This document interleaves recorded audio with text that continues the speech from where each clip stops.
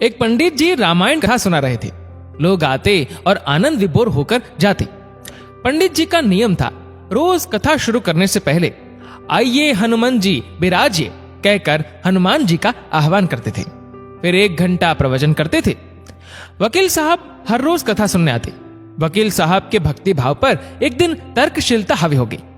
उन्हें लगा कि महाराज रोज आइए हनुमंत जी विराजिए कहते हैं, तो क्या हनुमान जी सचमुच आते होंगे? अतः वकील साहब ने पंडित जी से पूछ ही डाला, महाराज जी आप रामायण की कथा बहुत अच्छी कहते हैं, हमें बड़ा रस आता है, परंतु आप जो गद्दी प्रतिदिन हनुमान जी को देते हैं उस पर क्या हनुमान जी सचमुच विराजते हैं? पंडित जी ने कहा, हाँ, ये मेरा व्यक्तिगत विश्वास है कि राम कथा हो रही हो तो हनुमान जी अवश्य पधारते हैं। वकील ने कहा, महाराज ऐसे बात नहीं बनेगी। हनुमान जी यहाँ आते हैं इसका कोई सबूत दीजिए। आपको साबित करके दिखाना चाहिए कि हनुमान जी आपकी कथा सुनने आते हैं। महाराज जी ने बहुत समझाया कि भैया आस्था को किसी सबूत की कसौटी पर नहीं कसना चाहिए।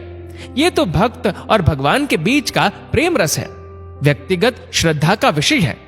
आप कहो तो मैं प्रवचन करना बंद कर दूं या आप कथा में आना छोड़ दो। लेकिन वकील नहीं माना। वो कहता ही रहा कि आप कई दिनों से दावा करते आ रहे हैं, ये बात और स्थानों पर भी कहते होंगे।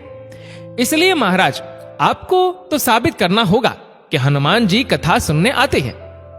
इस तरह दोनों के बीच वाद विवाद होता रहा। मौखिक संघर्ष बढ़ता चला गया। हार कर पंडित जी महाराज ने कहा, हनुमान जी है या नहीं उसका सबूत कल दिखाऊंगा। कल कथा शुरू हो तब प्रयोग करूंगा। जिस गद्दी पर मैं हनुमान जी को विराजित होने को कहता हूं, आप उस गद्दी को आज अपने घर ले जाना। कल अपने साथ उस गद्दी को लेकर आना और फिर मैं कल गद्दी यहां रखूंगा। मैं कथा से पहले हनुमान जी को बुलाऊंगा, फिर आप गद्दी ऊंची उठाना।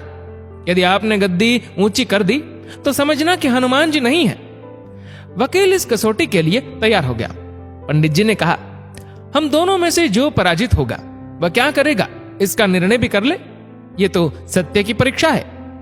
वकील ने कहा, मैं गद्दी ऊंची न कर सका तो वकालत छोड़कर आपसे दीक्षा ले लूंगा।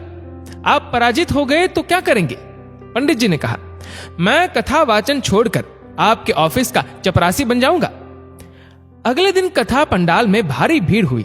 जो लोग रोजाना कथा सुनने नहीं आते थे वे भी भक्ति, प्रेम और विश्वास की परीक्षा देखने आए। काफी भीड़ हो गई। पंडाल भर गया। श्रद्धा और विश्वास का प्रश्न जो था। पंडित जी महाराज और वकील साहब कथा पंडाल में पधारे। गद्दी रखी गई। पंडित जी ने सजल नेत्रों से मंगलाचरण किया और फिर बोले, आइए हनुमान जी विराजिए। ऐसा बोलते ही पंडित जी के नेत्र सजल हो उठे। मन ही मन पंडित जी बोले, प्रभु आज मेरा प्रश्न नहीं बल्कि रघुकुल रीति की परंपरा का सवाल है। मैं तो एक साधारण जन हूं, मेरी भक्ति और आस्था की लाज रखना। फिर वकील साहब को निमंत्रण दिया गया, आइए गद्दी ऊंची कीजिए। लोगों की आंखें जम गईं। वकील साहब खड़े हुए। उन्होंने गद्दी उठाने के लिए हाथ बढ़ाया पर गद्दी को स्पर्श भी न कर सके। जो भी कारण रहा, उन्होंने 3 बार हाथ बढ़ाया किंतु तीनों बार असफल रहे। पंडित जी देख रहे थे। गद्दी को पकड़ना तो दूर, वकील साहब गद्दी को छू भी नहीं सके। तीनों बार वकील साहब पसीने से तरबतर हो गए। वकील साहब पंडित जी महाराज के चरणों में गिर पड़े और बोले, महाराज गद्दी उठाना तो दूर, मुझे नहीं मालूम कि क्यों मेरा हाथ भी गद्दी तक नहीं पहुंच पा रहा है, अतः मैं अपनी हार स्वीकार करता हूं। कहते हैं कि श्रद्धा और भक्ति के साथ की गई आराधना में बहुत शक्ति होती है। मानो तो देव नहीं तो पत्थर। प्रभु की मूर्ति तो पाषाण की ही होती है, लेकिन भक्त के भाव से उसमें प्राण प्रतिष्ठा होती है तो प्रभु विराजते हैं। दोस्तों, आपके इस वीडियो के बारे में क्या राय है नीचे कमेंट करके जरूर बताएगा।